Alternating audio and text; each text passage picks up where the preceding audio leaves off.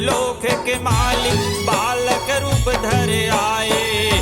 माता के भुवन माओ दाई नारद बिना बजाए। माता के भुवन माना माता के भुवन मावो दाई नारद बिना बजाए।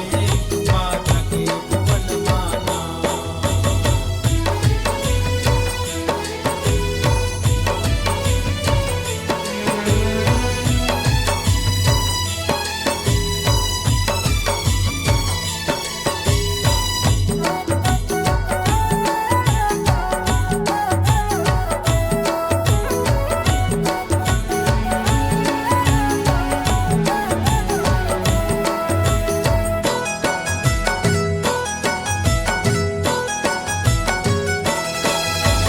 कौन दिशा ले आए बालक कौन दिशा में जावेगा।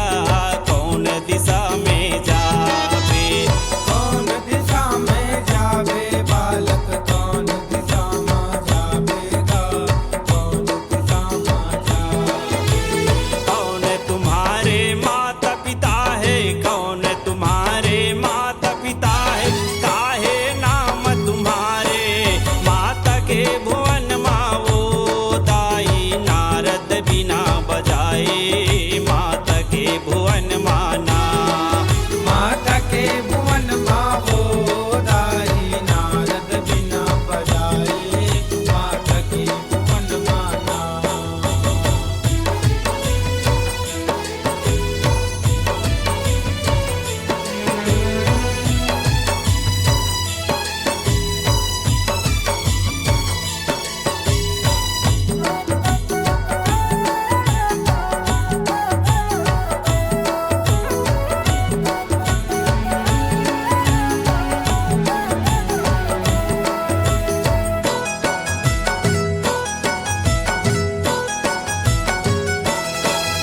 ये उत्तर दिशा ले आए बालक पूर्व दिशा में जाएगा। पूर्व दिशा में जाए पूर्व दिशा में जाए बालक पूर्व दिशा में जाएगा।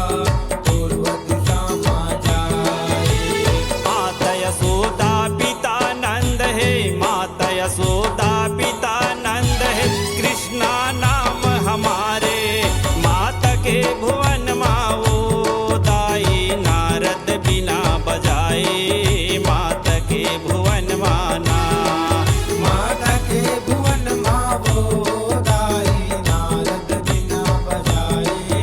माता के भुवन माना माता के भुवन माओ दाई नारद बिना बजाए। माता के भुवन माना माता के भुवन माओ दाई नारद बिना बजाए। माता के भुवन माना माता के भुवन माओ दाई नारद बिना बजाए। माता के भुवन